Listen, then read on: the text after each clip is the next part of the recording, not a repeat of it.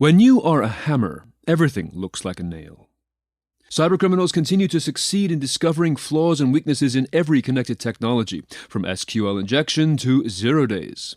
What average people see as technology designed to perform a specific task, they see as a door, a window, or even a simple crack through which they can gain access. So what makes the criminal mind so good at thinking outside the box like that? And more importantly, how can we develop these skills inside security professionals, senior managers, and everyday people? This is the Security Sessions podcast, brought to you by Thales and hosted by me, Steve Prentice.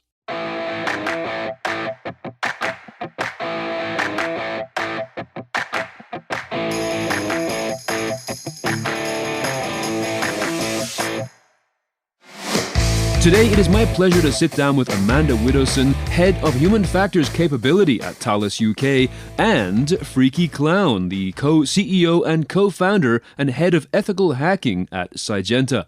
So welcome to you both. Thank you very much, Steve. Hi. Well, first of all, Amanda, let me start with you. Can you tell us a little bit about what you do at Thales? I think you and I share a little bit of a professional background in the human factors of people in technology. Indeed, yes. So I work in human factors. So for people that might not be aware, that's really about, it's based on psychology and physiology, and it uses that understanding of human mental and physical strengths and limitations to design equipment, systems, organizations around the people themselves. What I did is I identified a way of human factors helping cybersecurity. I could hear cybersecurity professionals using terms like socio-technical and a human error. And I thought, well, we know a lot about that in human factors. So I created an approach to look at the human element in cybersecurity based on my human factors knowledge. It's remarkable that we have to spend so much time looking into that. But of course, it is very necessary. And FC, you are well known in the cybersecurity community. Of course, your exploits as a physical pen tester are legendary. What else would you like people to know about you? That I've just moved with my wife to Las Vegas. She is the other co-founder of Cygenta and is also into the human factors. She's the award winner at that. So I know a fair bit about this through osmosis by sitting next to her for all these years. But we've just moved here. It's lovely and really enjoying America. Well, welcome, and thank you both. Our topic, again, is about people and human factors in the area of data security. We're seeing this all the time to this day. Whatever day people are listening to this podcast episode, there will be a story going on about some way, somehow, highly organized criminals and even less organized criminals are finding ways to break in and do things just because they can. So I'd like to start by asking you both to describe what you see as one of the greatest examples of this hammer and nail concept, where you're seeing maybe threat actors taking advantage of something and causing havoc. What examples come to mind? Amanda, can I start with you? For me, I think one that I like that sticks in my mind was an attack on two banking organisations in the UK back in 2013. And it was where cybercriminals, walked into high street branches and they pretended to be IT personnel.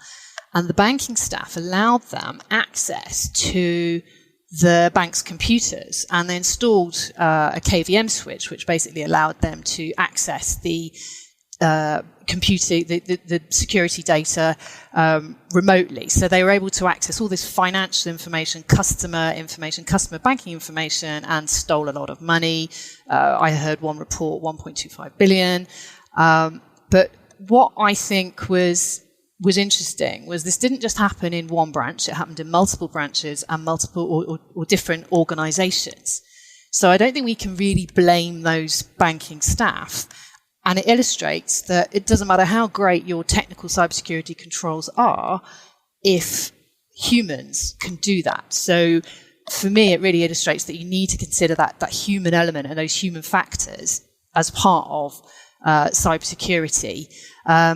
In that case, most of the money was recovered, the gang was caught, but it could have been prevented perhaps by organizational fixes, by giving the giving the employees, I guess, training in terms of the threats, but also visitor management policy. So making sure that genuine IT personnel were booked in advance and that they wore the right kind of IT, and that, you know, the staff felt, you know, it was really obvious that they were genuine personnel.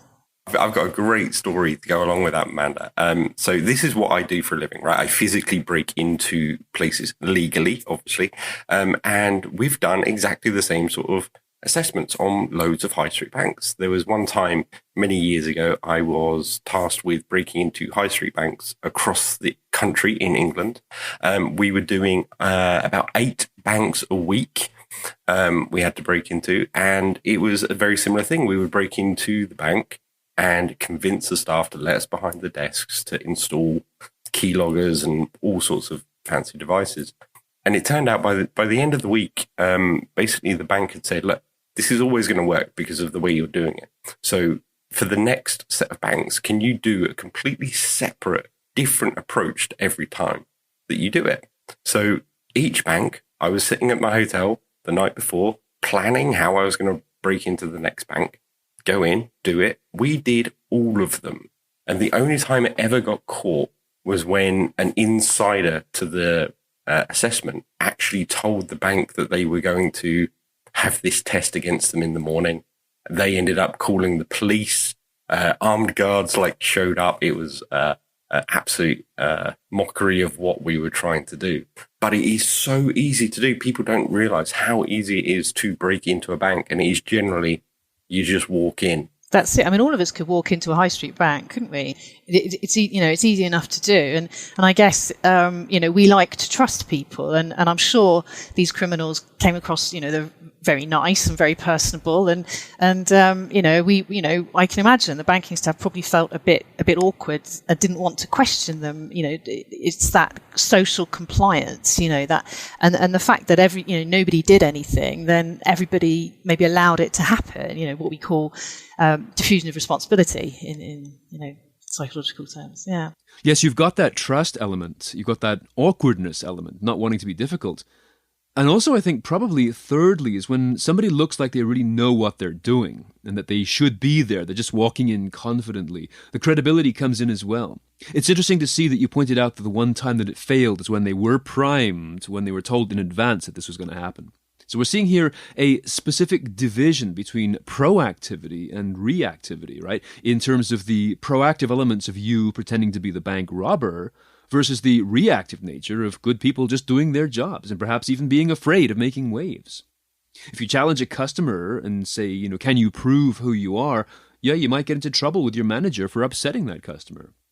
So those are great examples of literally walking into a bank. And of course, in this day and age, you can either walk into it literally, or of course you can move into it, not necessarily through hacking into the fortified technologies, but of course through social engineering and deepfakes and all the other ways to generate that same sense of trust and credibility through the social elements of a network of the people on the network.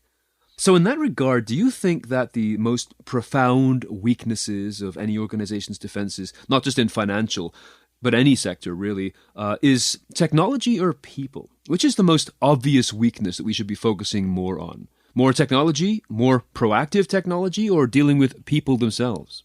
Okay, so I think of security in any company or any organization is made up of 3 areas, right? You have the physical side, you have the digital side, and you have the human side, right? Those 3 silos of security that we deal with, right? Now, which one of those is more weak? Well, they're all weak at some point, right? Everyone always focuses on just one of them.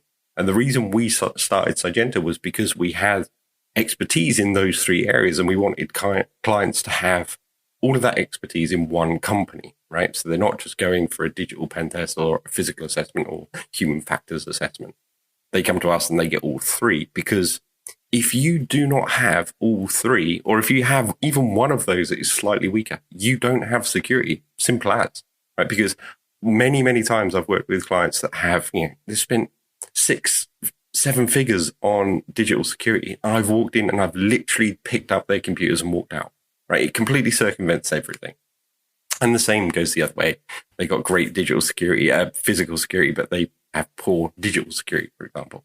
So I don't think there's one particular one that is weaker than the other. It's just where they're spending money, where they're putting focus, maybe isn't helpful for the other silos. Yeah, good answer, I think. I mean, we I would hate to, it just goes against the grain as a human facts professional to put the blame on people. But we do need to consider human vulnerabilities, I think, but a lot of them can be fixed by organizational issues. And we also need to consider those human strengths. Humans can be a defense. Yeah, absolutely. People are arguably more flexible than technology. We have better situational awareness. We can read a situation better than a machine can at the moment, anyway. So I think we need to consider those strengths and those unsung heroes that sit in the operational centres and constantly look out for us. I mean, we are constantly under attack. Organisations like mine constantly under attack, and yet we have people that don't necessarily shout about what they're doing, but they are constantly monitoring and defending against those attacks. So I think we need to remember that humans can be a strength as well as a weakness. Yeah, I mean, it's amazing how many. I used to work as a sysadmin, and IT security is always seen as a drain rather than sort of bringing in money. No one understands how much a company is getting attacked until you work on that front line. And everything's great when it's working and you stop everything. It's when you let something through, that's when people suddenly start to notice that you've done your job wrong. They never notice that you've been doing your job right for all of those years before. What about, we're looking to not sort of place the blame on, let's say, individual employees, but sometimes it's a matter of time. I mean, you think about phishing, which is still such a successful way of getting into an organization just by simply sending an email that has an attachment to it. And people just don't have the time to stop and think critically. Is this email really from who it says it is? Or is there a spelling difference in the actual from address? Is it spoofed? How much of this can be put onto the shoulders of management, perhaps, who are not allowing their people the time to stop and think critically due to the pressure of work, let's say getting through another 10 or 15 emails after each meeting? Does this become the weak point? Is there an opportunity for us to not shift the blame, but shift the opportunity for improving by giving employees more time to stop and think critically about this perpetually successful technique of simply phishing or social engineering? First of all, that's not a human failure. Phishing is not a human failure. It is a technology failure. Because if your organization can be taken down by someone clicking a link, which is their day-to-day job, this is what the invention of the World Wide Web was for, right? Click a link, go to another page. That's the basics of it. If your organization is taken down by someone in your organization clicking a link, then you've got technology problems. You've got a segmentation problem. There is nothing that should be allowed to happen because a human clicked on a link. It's not a human failure at all. That's an excellent observation, yes. I mean, they're so hard to spot, and especially the targeted phishing emails where, it relies on maybe the human context-based bias as well. So, if I'd just been to a conference and got someone's got my email from the attendees list, they'll know that I have an interest in the topic of that conference, and they could send me something, that they're saying is a paper that I might be interested in. Please see attachment, and it sounds really genuine. I mean, that would really happen in a legitimate way. So it does make it difficult for people to spot emails. And like you said, Steve, we're doing it in a hurry. We get so many emails. We're not always paying full attention to that. Yeah. Yeah, but we shouldn't need to. There should be technology. We've got the technology now to stop most of these attacks. And if you do a phishing simulation on any organization, and we've done many in the past, you will always get at least 1% of the population of your organization clicking that link, right? You can never get it to zero, ever. I've never known any company not to click a link, right? Because you can always manipulate people to click on a link, right? Because that's what they're there for. It's the technology behind it that fails, I think. Yeah, we've probably all experienced phishing stings where the IT department sends around that fake phishing email. There was a famous web hosting company a couple of years ago that got into real trouble because they did that around the holiday season, and people thought that it was cruel and unusual punishment to punish people for clicking on a link. So certainly, if this is not the right way, and there's another technical solution that has not been fully exploited yet, then that's a great potential solution for this classic perpetual problem. Now, to be fair, because we know we're all victims of this, it's a lot easier for bad actors to find something and try to destroy it rather than build something strong, as we are trying to do, right? I mean, we can spend decades building up in an organization, and the bad actors just simply have to come along and look for something, that one single crack to break it down. If the things were reversed and they had to build something, then they would have the mistakes in what they do as well. So is there any way we can leverage that, the fact that they are looking to break something that has already been built while we're looking to build something that can't be broken? We've got the three different components, as you mentioned before, but, can we absorb some of that creative energy that the bad actors tend to just have in droves to build out more proactivity in design? Or is that, again, a political and financial impossibility, or just simply a physical impossibility? Well, for me, that's my entire job. That's what I do. I break into places and tell them, okay, these are the issues. This is how you fix it. So go away and do it.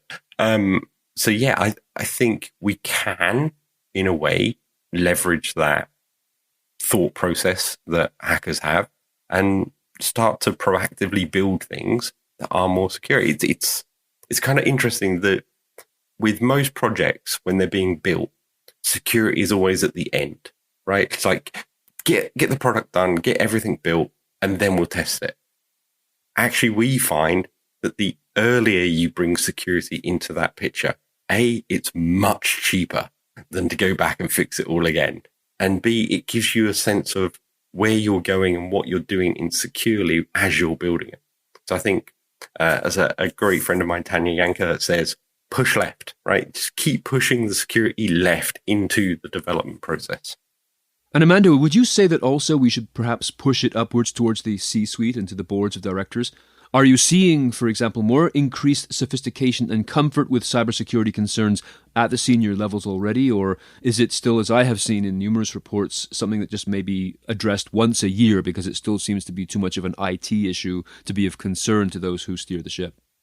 Well, it probably depends on the company, doesn't it? But I think that more people are aware of cybersecurity. I'm wondering how much do they know how to fix it? Unless you're actually in the business yourself, do they really know what they need to do? Do CEOs and the C-suite, are they getting the right information? Is the CISO, high enough in the organisation?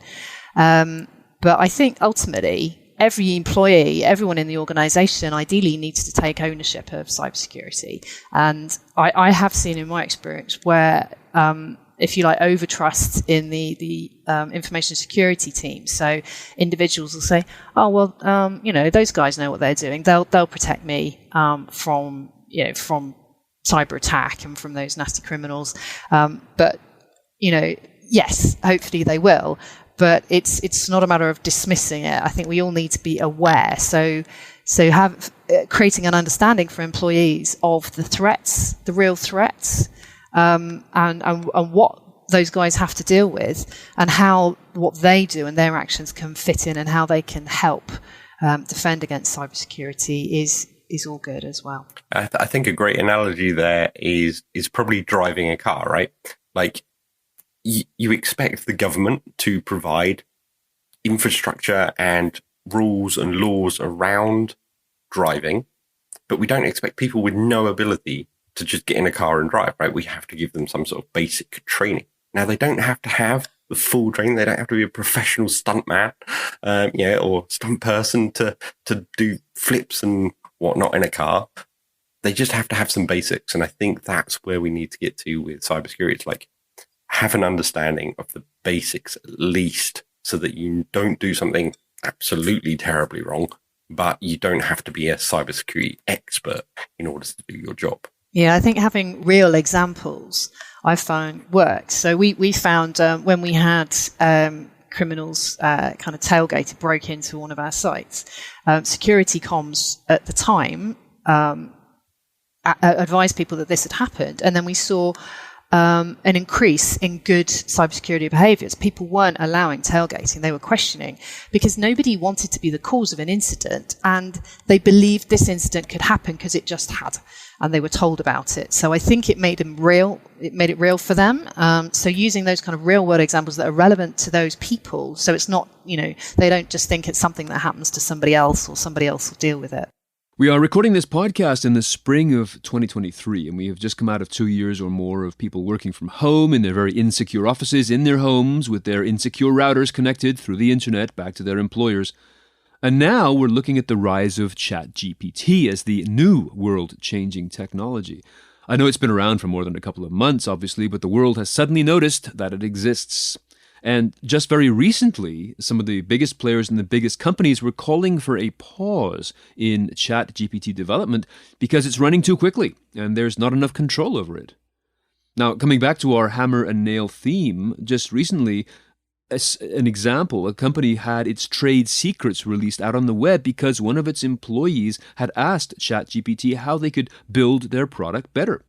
And that just ran away. It's like the Sorcerer's Apprentice, the brooms in the Disney Fantasia movie, the 1940s version. The clip is available on YouTube, naturally. It's this hammer and nail thing. It doesn't make sense for an organization to say, hey, let's pause this new fast-rising technology to assess where we're going with it. Or does that simply again lead to much more danger since the bad actors who are not going to pause will continue to exploit it regardless? So is this just another classic example of the same kind of thing being repeated, the same mistake being repeated? I don't think we can pretend it's not happening. I think we just have to address it. How can we stop it? Individuals. So we've just got to acknowledge and deal. Yes, so we can't ignore it. It's ridiculous to ask a whole industry to pause whilst the bad actors are not going to. They're not going to be like, oh, okay, hang on, we'll give you 6 months head start on this. Like they're going to be using it for bad stuff already. I think that's a ridiculous notion to assume that people will not use it. What we could do though is, if your organization is worried about stuff like that, is just block access to it from your organization laptops or desktops. Just don't allow people to use it. And then you can worry about it later. But what if I was tempted as an employee to say, okay, you block my access to my company laptop, I'll just do it on my phone and still, beat a path over that fence because of my innocent desire just to get ahead and get my work done? Again, that is a segmentation issue, right?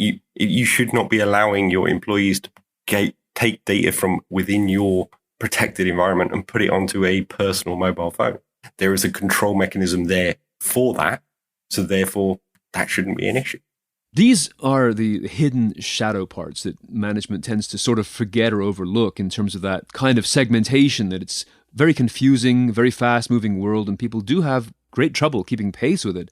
So as a final question, that's what I'd like to ask you. We've already identified a number of great techniques already, but what would both of you recommend that companies and organizations do beyond purchasing cybersecurity services, both technologies and pen testers and other specialists like FC? What could they do overall to make themselves and us as consumers safer? Not just with the existing threats we know, but as a general kind of mindset of preparedness. How can we become the hammer in this situation rather than the nail?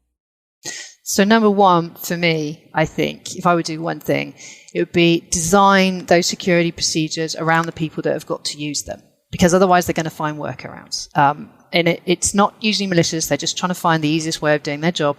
But I think it's working with them. So if your cybersecurity procedures are too strict and locked down too much so that people can't do their jobs the way they need to, then they'll maybe bypass it in an unsafe way. So it's maybe about anticipating what they need, and then you've got some control over designing those controls, those protections from a cybersecurity point of view.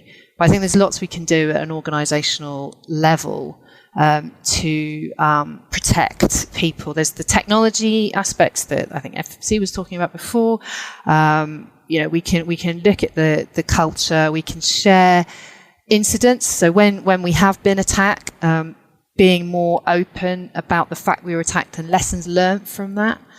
it can be quite hard to find information about an attack and, and how it was done. And I think we could be sharing some generic vulnerabilities and some lessons learned when people have been attacked, and sharing it amongst employees, but also amongst, across organizations as well, so we can learn from each other. I think those are some really important things to do. I think also some organisations I've seen that have done well of where they provided really good emotional support mechanisms for their employees and had a good ethical kind of review policy. Are our policies socially conscious? Because those are the sorts of reasons where somebody might turn against an organisation from within if they disagree with a management policy on ethical reasons, for example, moral reasons. And I think, especially in the company we've got here, I think protecting our physical environment as well. So I would say things, if we can have that technology like turnstiles, if we can, to protect entry points, and maybe intermittent security presence on those points, because we have got that vulnerability where people could tailgate in and employees are a bit too embarrassed to ask to see someone's credentials. So putting the onus on maybe an intermittent security presence can help as well. Making sure that people are badged up and that is the culture, that people will wear ID and that it's visible so people can easily see who's meant to be there and who isn't. And training people in the vulnerabilities, the threats that are relevant to them, I think. Yeah, I think that's brilliant. I think I have a story based on basically every single one of those points. So absolutely, Amanda, I agree with all of that. One thing, if you're going to do the really locking down of administrative rights or access controls, is one thing that I've seen in a couple of companies that have done this is make sure you audit those, make sure you check those are still relevant every year. Right, because there's the one client I have, they had this system where you could only have access for what the job is that you're doing, which was brilliant. Except when that person moved role, they just got additional things for that job. They never took away the old ones. And so after 12 years of being there, they had full rights across the entire company because they'd done so many roles. So make sure you audit those access controls. But yeah, I think Amanda hit basically all of the right points there. If you're doing physical security correctly, if you're doing digital security correctly, if you're not punishing humans for doing their job, I'm going to steal something from my wife here, which is don't focus on how many people are sort of clicking on a link in your phishing reports. It's how quickly do they report it, right? Because that's the important thing, is being quicker at reporting these things, these incidents, allows your IT and your security team to jump on them much quicker rather than spending 2 or 3 days worrying about it. Like, am I going to get fired? Am I going to get punished for this? It's like, no, I've reported it, so I'm going to get actually rewarded for letting everyone know that there could be a potential incident. Absolutely, a no-blame culture, isn't it? People need to feel that they can report, and they need to know how to report, and not have to think, oh, what's that email address I was meant to send it to again? Making it really easy and really obvious for them to report incidents as well. Yeah, take away the friction of security, because security is always seen as a blocker, and it's not. It should be there as an enabler. Another great analogy that I love to use is brakes on a car may sound like they stop the vehicle, but it allows you to go faster in a car than you would if a car didn't have any brakes. Yeah, that's very true. You see the same thing actually in professional sports like American football and hockey. People are wearing more and more protective gear, but that has made the game more dangerous because they play faster and more forcefully than ever before for those same reasons. Truly excellent observations, Amanda and FC, showing how these issues intertwine with each other and giving us an opportunity perhaps to have a fighting chance against the continual creativity of bad actors and the environment in which we're working. So we've come to the end of our time together on this discussion, even though it's going to be a permanent concern for people, and I think your sage wisdom and advice will be of great use to everybody. So I'd like to thank you both so much for being here today. Amanda Widdowson, Head of Human Factors Capability at Thales UK, and Freaky Clown, co-CEO and co-founder and Head of Ethical Hacking at Cygenta. Thank you both for being here today. Thank you. It's been wonderful. Thank you for having us. Oh, and one more thing. FC, I hear that you have a book coming out. I do. So if you want to hear about how the first time I got asked to kidnap someone, or the first time I got asked to steal a helicopter, or even steal some gold bars and break into thousands of banks, my new book, How I Rob Banks, will be coming out soon, published by Wiley. I will definitely be ordering one as soon as we are done here. Not only is it such an interesting topic, but as we said in this podcast today, people learn from stories so much more effectively, I think, than from theory. So just the sheer enjoyment of hearing that if you're going to steal a helicopter, make sure that the helicopter is there to steal, and that kind of thing. It needs to be heard. People will extrapolate their knowledge from that. So an enormously enjoyable conversation with both of you. Thank you so much. Thanks very much, Steve. Thank you, Steve. It's been a pleasure. If you like what you hear, be sure to subscribe and tell a friend or a colleague or a client or all of them about the Thales Security Sessions podcast. We will be back soon with another episode and another discussion on topics that you need to know about to successfully carry on in the business of information security.